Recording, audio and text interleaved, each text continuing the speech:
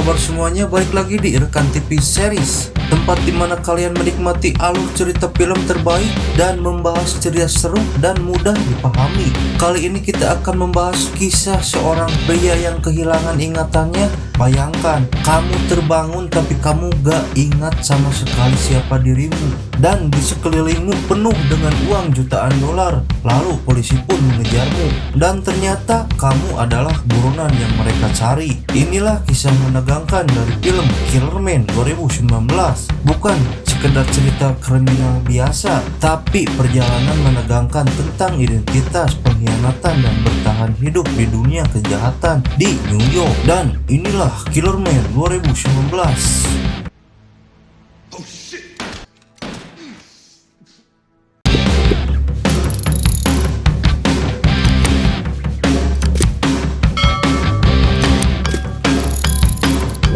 Di awal film kita diperlihatkan dua orang pria yang sedang mengantar paket. Ia bernama PT. Di saat itu mereka disuruh bosnya untuk mengantarkan paket ke sebuah tempat yang ramai penduduk di kota New York. Dan di sini kita diperkenalkan peran utama kita yang bernama Moe Diamond. PT tiba di tempat Moe untuk memberikan paketnya yang berupa uang jutaan dolar. Entah untuk apa uang sebanyak itu. Lalu setelah itu Moe langsung pergi menuju ke tempat penukaran uang yang berada di New York. Moe menukarkan uang tersebut dengan emas. Dan setelah itu emas yang ia tukar tadi ditukarkan lagi menjadi sebuah cek. Moe menukarkan semua uang itu supaya uangnya menjadi legal dan aman untuk disimpan.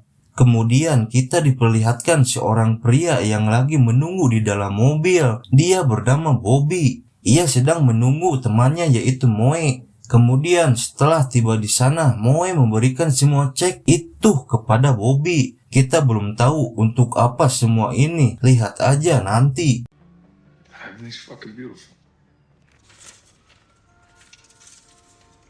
Setelah itu mereka pergi menuju gedung yang belum dibangun. Tiba di sana kita diperkenalkan ada seorang pria tua bernama Fredek. Dan ternyata pria tua itu adalah pamannya Bobby sekaligus bos Bobby dan Moe. Lalu mereka pun ngasih semua cek tersebut ke Fredek bosnya. Dan di sini kita tahu bahwa mereka mempunyai uang sebanyak itu. Ternyata hasil penjualan heroin atau narkoba. Sehabis itu Moe dan Bobby diberikan tugas lagi selanjutnya untuk mengantarkan uang sebanyak 20 juta dolar. Tapi di sini bosnya gak mengatakan uangnya untuk apa. Dan bosnya menyuruh Bobby ponakannya supaya jangan ceroboh untuk kerjaan ini dan jangan bikin kekacauan. Dan sampai bosnya pun menoyor kepalanya Bobby. Hey, this fucking head. Alright. Dan mereka pun pergi dengan muka Bobby yang emosi kepada pamannya. Use your fucking head. Can you believe that shit? 2 mil, alright? That's all that matters. Setelah itu mereka sedang di dalam perjalanan. Bobby menerima telepon dari pamannya. Ia mengatakan kepada Bobby mereka harus membatalkan pengangkutan uang tersebut sampai besok. Karena sebelumnya bos mereka telah menerima telepon dari rekannya yang menyuruh jangan ada pengantaran apapun hari ini. You need to put a pause on whatever you got going till I get back to you. Hello? So stay away from me for now. Okay. Yeah. Mendengar itu semua dari pamannya, Bobby terlihat emosi karena ia gak mau membawa uang yang ilegal ini dan sebanyak ini untuk dibawa ke sana kemari. Karena semuanya akan terlihat kacau kalau polisi mengetahuinya. Lalu mereka pun membawa uang itu ke apartemennya untuk sementara waktu sampai besok waktunya tiba. We have this money until tomorrow. What's the harm in putting it to good use? It's not a drug deal, man. It's pure fucking. Dan di sini mereka terlihat bingung dengan uang sebanyak ini. Supaya gak ketahuan polisi, mereka pun memikirkan cara untuk menyimpan uangnya sebagian di orang lain, yaitu temannya Bobby yang bernama Richie. You said you have a buyer? Of Waxman's son, Richie. Alright, call him. Kemudian mereka pun datang ke tokonya Riti. Kalau di sini mah seperti Indomart. Di sini Moe dan Bobby menukarkan uangnya dengan obat-obatan milik Riti. Awalnya menolak menerima uang itu karena Riti gak mau ayahnya mengetahui semua ini tentang dirinya. Namun Bobby mendesaknya supaya ia bisa menerima semua ini. Dan akhirnya Riti pun memberikan obat itu lalu menerima uangnya. Dan Bobby sama Moe pun akhirnya pergi dari sana. I don't look so sad. Oh, yeah. Fuck yeah. Keesokan harinya Bobby dan Moe pergi menemui Dibo atas perintah pamannya untuk membeli heroin yang cukup besar. Di sini transaksi berlangsung. Dibo dan teman-temannya dari Nagaria. Lalu Bobby pun mengecek barang milik mereka dan serasa udah aman, Bobby pun langsung mengambil uangnya dari mobil lalu diberikan kepada mereka. Namun setelah transaksi mereka berlangsung, tiba-tiba Need to make sure everything is right. mereka terkejut dengan kedatangan polisi karena sebelumnya tempat itu tempat paling aman untuk transaksi di sana. Namun di sini polisi hanya ingin menangkap Moe dan Bobby beserta uangnya. Dan yang aneh lagi, polisi itu gak menangkap orang-orang dari Nagaria. Mereka malah disuruh pergi oleh polisi tersebut. Di sini mereka sulit kabur dan melawannya karena mereka telah dikepung dari seluruh tempat tersebut. Namun tiba-tiba inilah yang terjadi. Yo, these motherfuckers got a shooter. Man, it's Suzuki. He's...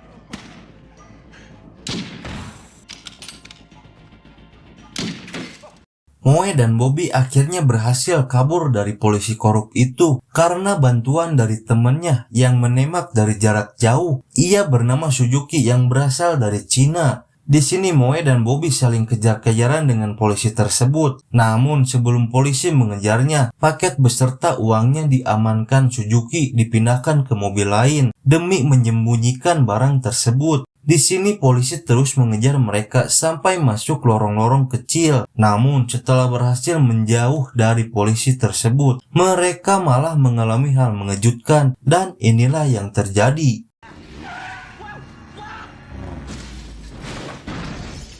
Moe dan Bobby mengalami kecelakaan, mobilnya terjatuh dari atas yang membuat mereka terluka cukup parah karena terjadi benturan sangat keras. Mobil mereka pun hancur. Akan tetapi mereka berhasil kabur lagi karena temannya datang tepat waktu. Namun di sini Moe mengalami benturan sangat serius di kepalanya sampai mereka pun membawanya ke rumah sakit. Dan beberapa menit kemudian mereka tiba di rumah sakit dan ternyata kata dokter Moe mengalami geger otak dan harus mengalami hilang ingatan untuk beberapa waktu. Bobby yang mendengar itu semua, ia terkejut karena di saat waktu seperti ini ia harus menghadapi polisi dan temannya yang hilang ingatan. Dan demi kebaikan mereka, Bobby membawa pergi Moe dari rumah sakit dan membawanya pulang ke apartemen sebelum polisi mendatangi ke sana. Namun di jalan Bobby kembali membawa lagi Moe ke dokter kenalannya untuk memastikan luka yang serius di kepalanya. Namun dokter tersebut gak bisa mengatasinya karena Moe harus ditangani oleh ahli saraf dan menyuruh Bobby untuk memperlihatkan hal-hal yang bisa bikin Moe kembali seperti dulu lagi.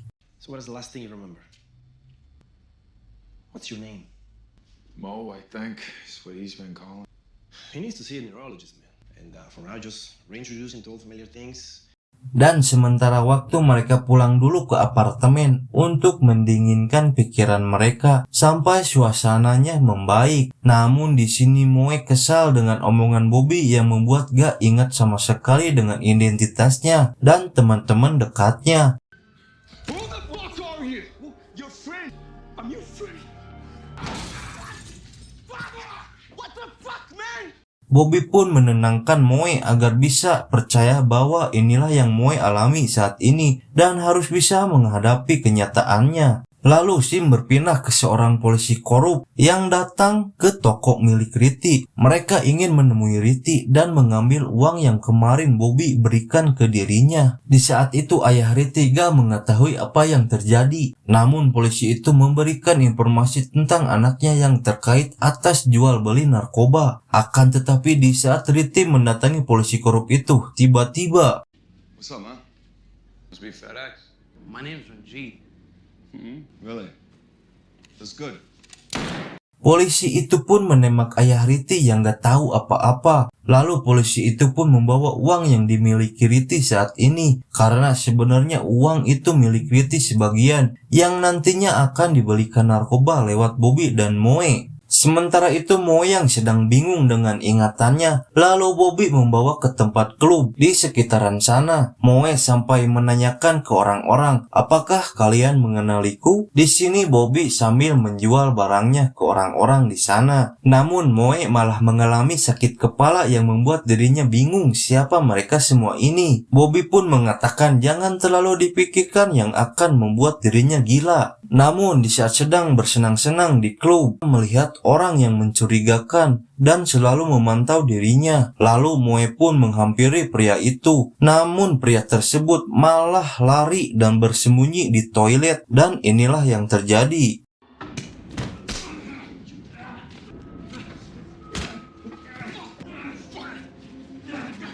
Why the fuck you following me? Moe pun berhasil menemukan pria tersebut di toilet dan ia pun langsung menghajarnya. Moe pun menanyakan siapa dirinya dan ternyata pria tersebut yang memantau Moe dan Bobby adalah polisi yang disuruh oleh bosnya, yaitu polisi Kurup. Mereka menyuruh memata-matai Moe dan Bobby kemana mereka pergi. Lalu mata-mata itu pun memberitahu ke bosnya bahwa misinya terbongkar. Namun di saat dia menanyakan sesuatu tentang kasus ini, kenapa harus diam-diam? Polisi korup pun gak menjawab pertanyaan tersebut. Karena kita tahu polisi korup seperti mereka, mana mungkin kalau ada kasus tentang uang pasti akan diam-diam menyelidikinya. Sementara itu Moe dan Bobby harus berusaha mengembalikan ingatan Moe yang begitu parah. Di saat Bobby ingin menemui pamannya, Moe yang sedang menunggu di luar malah diejek oleh anak buah pamannya yang membuat Moe emosi, dan inilah yang terjadi. I'm fucking with you, bro. I'm fucking with you. We were lovers, dude. You don't remember this?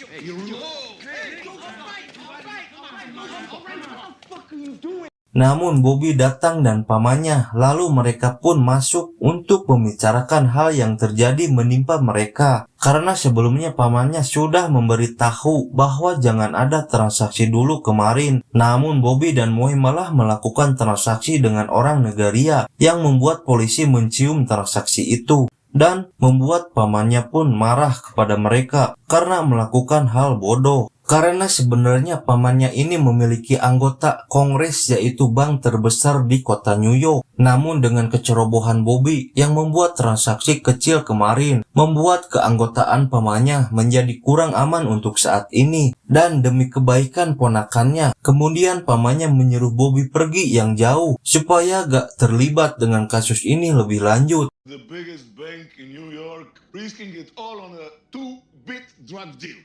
You bring back my money and you leave New York forever. Mr. Son, so I let this go. If you don't leave like you're supposed to. Today. Lalu Bobby yang mendengar itu dari pamannya, ia dan Moe langsung pergi menggunakan mobil pemberian dari pamannya. Namun di saat tiba di apartemen mereka yang baru, Moe dan Bobby harus berhati-hati, takutnya ada orang mengetahui tempat mereka. Akan tetapi di saat tiba di dalam apartemen, ada suara yang mencurigakan dan inilah yang terjadi. Did you hear that?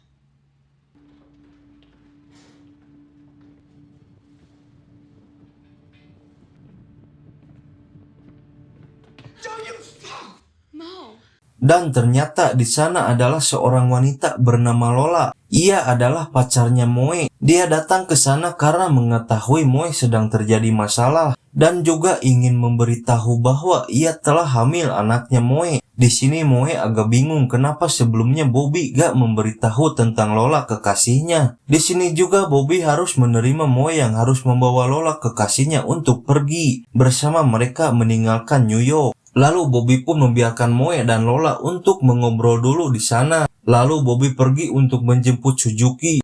Akan tetapi tiba di tempat Suzuki, Ia mengatakan bahwa dia akan pergi ke tempat Moe 1 jam lagi. Bobby yang sedang menemui Suzuki, ia tidak tahu bahwa polisi korup berada di sana. Ternyata Suzuki sedang dijadikan umpan oleh polisi korup di sana untuk memancing Bobby datang dan mulai mengikuti kemana perginya Bobby. Di saat sampai di apartemen, Bobby yang ingin mengajak pergi Moe, namun inilah yang terjadi. Freeze, you motherfucker! What's going on? We gotta go. Polisi korup itu pun berhasil mengikutinya dan menangkap Bobby. Moe yang melihat itu semua, ia langsung pergi kabur karena di sana ada kekasihnya yang sedang hamil. Biar gak kebawa masalah, Moe pun membawa Lola pergi dari sana. Kemudian di saat kejar-kejaran, Moe dan Lola masuk dan bersembunyi di dapur restoran. Namun hal mengejutkan terjadi menimpa Lola. Come on now! You don't want your girl to get fucking shot? Let me see your fucking hands! Mom.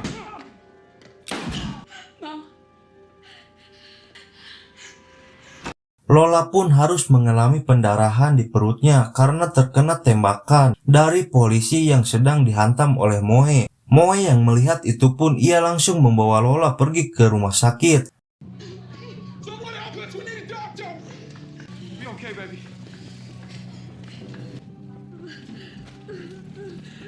Namun Tuhan berkehendak lain. Dokter gak bisa menyelamatkan Lola kekasihnya, dan Lola pun sama anaknya meninggal dunia di rumah sakit.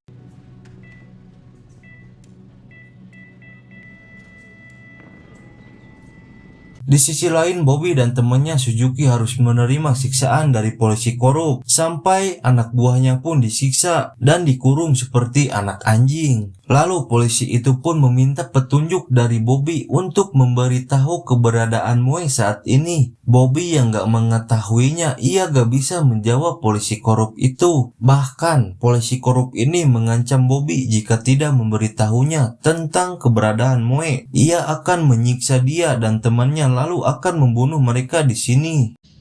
Now tell me where to find my product and where your friend is. Sementara itu Moe yang kehilangan anak dan kekasihnya, ia dengan sangat marah kepada polisi korup itu. Lalu ia menemui pamannya Bobby untuk memberitahu tentang keponakannya yang ditangkap oleh polisi korup. Setelah mengetahui itu, pamannya marah dan mengancam Moe kalau ia gak bisa membawa ponakannya dan uang itu, Moe akan dibunuh olehnya. Bahkan di sini pamannya meminta sesuatu kepada Moe bahwa nanti harus membawakan kepala dua polisi korup itu ke hadapannya. Moe pun menyetujui apa yang diperintahkan pamannya Bobby. Namun pertama-tama ia meminta alamat Dibo yang membuat transaksi kemarin. Bring me this dirty pig's heads, okay? It's up at the deal. In the dress. Dan keesokan harinya FedEx yang sedang rapat dengan anggota kongresnya, ia didatangi oleh temannya bernama Manning yang ingin mengasih tahu bahwa Dibo orang Nigeria itu bekerja sama atas transaksi kemarin dengan polisi, yang membuat pamannya mengatakan ini makin kacau. Sementara itu Moe yang ingin menemui Dibo dan menyerangnya sendirian. Ia mempersiapkan peralatan yang diberikan temannya. Kemudian tibalah Moe di sana. Ia mulai berjalan menemui Dibo yang dijaga begitu banyak anak buahnya. Namun Moe sebelum menemui Dibo, ia di dalam merencanakan sesuatu untuk membakar tempat itu dengan minyak yang ia bawa dari temannya. Dan inilah yang terjadi.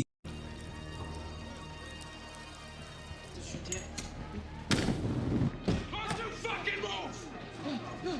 You shut us up.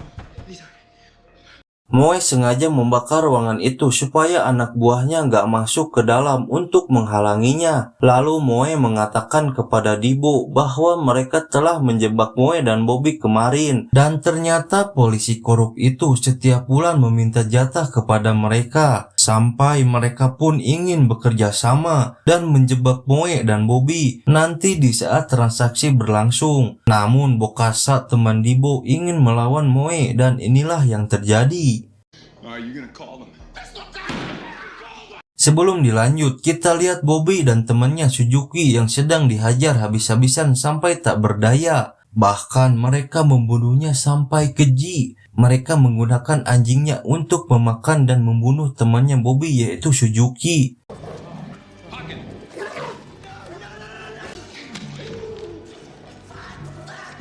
Setelah itu Bobby yang sedang ketakutan melihat semua itu. Polisi korup masih saja ngotot ingin tahu keberadaan Moe dan uangnya kepada Bobby. Namun tanpa berlama-lama Bobby memberitahu uangnya yang berada di apartemennya. I know where your product is. Where's the cash? Fucking place. Room 1307. Dan di sini kita lihat orang Negeria itu disuruh menelepon polisi korup tersebut untuk memancing mereka datang dan bertemu Moe. Seolah-olah memancing mereka dengan alasan ingin membeli sisa paket kemarin dengan uang tunai cash. Sebagai jaminannya, Moe membawa Dibo untuk menemui polisi korup itu. Namun Bokasa teman Dibo ingin menyerang Moe dan inilah yang terjadi. Moe menembak kaki pria tersebut lalu Moe membawa golok untuk berjaga-jaga di saat menemui polisi korup itu. Kemudian polisi korup itu yang udah diberitahu oleh Bobby tentang keberadaan uang tersebut. Mereka langsung mendatangi apartemen tersebut, namun di saat mencari uang itu ternyata uangnya telah gak ada. Karena sebelumnya udah dibawa oleh Moe untuk memancing polisi korup itu. Dan yang ada hanya barang narkoba milik mereka. Nice. Look at what we got. There's no cash. Sementara itu Dibo dan Moe yang sedang menunggu polisi korup itu datang. Moe membiarkan Dibo sendirian karena Moe ingin memancing polisi korup tersebut. Namun setelah tiba di sana, polisi tersebut tiba-tiba menembak Dibo dan mengambil uang milik Moe.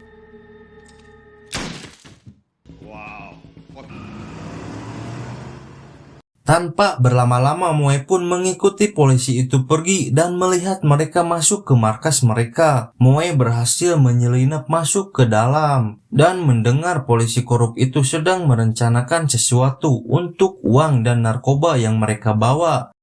Nobody knows about the evidence missing from the locker. We take it there tonight and we're done. Oh man, let's fucking do it. Go, we clean it up. Kemudian anak buah polisi itu mendatangi Bobby. Ia ingin membunuhnya, namun inilah yang terjadi. So you ready?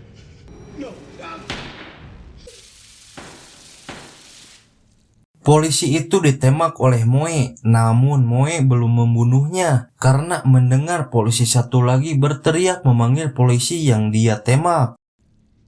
That's enough. He's already half dead. Tinez? Kemudian Moe bersembunyi dan juga menyuruh Bobby untuk pura-pura sudah mati karena akibat tembakan tadi. Dan polisi itu belum menemukan temannya karena ia tahu mendengar tembakan tadi bahwa temannya telah menembak Bobby. Tapi kenapa temannya langsung hilang? Namun tiba-tiba inilah yang terjadi. Oh shit!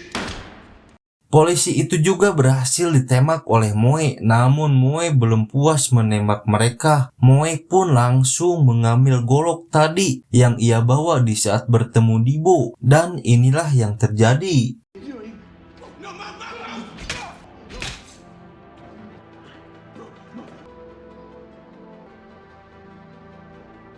Moe melakukan itu karena ia ingin membalas dendam atas kematian anak dan kekasihnya yang mereka bunuh. Dan di sini masalah Moe dan Bobby makin sulit untuk diperbaiki karena masalah ini telah diketahui oleh FBI. Bahkan paman dan anak buahnya pun dicari oleh mereka. Lalu di sini Moe yang sudah berhasil membawa Bobby dan uangnya. Fendek paman Bobby pun terkejut bahwa Moe telah diketahui oleh pamannya bahwa Moe adalah bukan orang biasa. Ia adalah polisi Jersey yang bernama Killerman yang sedang menyamar selama ini. Kemudian Fendek pamannya menyuruh Bobby untuk menembak dan membunuhnya. Bobby yang mendengar itu merasa bingung harus milih keluarga pamannya atau milih temannya yaitu Moe. Namun setelah itu Bobby pun memilih temannya Moe karena dia telah menyelamatkan Bobby dari polisi korup. Karena Moe telah menyelamatkan nyawa Bobby dan inilah yang terjadi.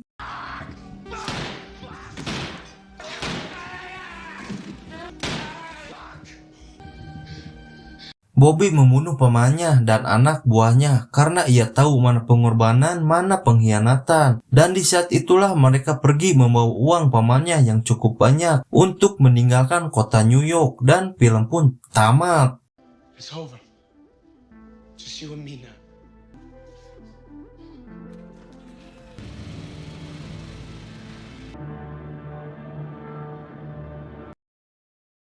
Dan pesan yang bisa kita ambil dari cerita ini adalah uang bisa memberi kekuasaan tapi tidak pernah bisa memberi kedamaian. Kesalahan masa lalu mungkin tidak bisa dihapus, tapi masa depan masih bisa diperbaiki. Jadi pertanyaannya sekarang, kalau kamu berada di posisi Moe, apakah kamu akan tetap menjadi orang yang sama atau kamu akan memilih jalan hidup yang berbeda? Terima kasih sudah mengikuti alur cerita film ini sampai akhir, dan jangan lupa dukungannya untuk like, komen, dan subscribe, dan juga share ke teman kalian. Sampai jumpa di cerita film menarik berikutnya. Thank you.